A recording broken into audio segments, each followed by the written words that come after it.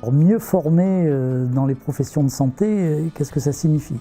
Tout d'abord, il faut apprendre, mais surtout il faut apprendre à raisonner et il faut apprendre à se servir des outils qui vont nous permettre d'apprendre et qui vont nous permettre de raisonner.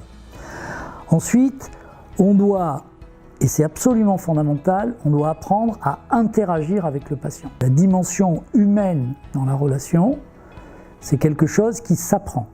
Et puis on doit aussi apprendre à interagir avec son environnement, c'est-à-dire les professionnels autres, parce que les professionnels de santé, comme tous les citoyens, mais peut-être d'une façon un peu particulière, ont une responsabilité sociétale. Si bien que la formation d'un professionnel de santé, qu'il s'agisse d'un médecin, d'une infirmière, d'un kiné, d'un odonto, ça couvre des domaines qui vont à la fois de la biologie moléculaire à la philosophie et à l'éthique.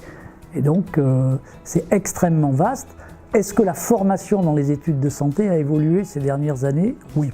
Alors, qu'est-ce qu'il y a de nouveau? L'e-learning. Donc, l'e-learning, maintenant, est ce qu'on va appeler la classe inversée, c'est-à-dire le fait d'apprendre et ensuite d'aller discuter avec un enseignant senior. Ce que l'on voit depuis quelques années, depuis plus récemment, se développer énormément, c'est la simulation en santé. Alors, la simulation en santé, comme vous l'avez en aéronautique par exemple, de même que vous n'imaginez pas qu'un pilote d'avion ne puisse pas avoir fait des centaines d'heures de simulateurs avant de prendre les commandes d'un Airbus, de même, un chirurgien, il ne peut pas opérer la première fois sur un patient.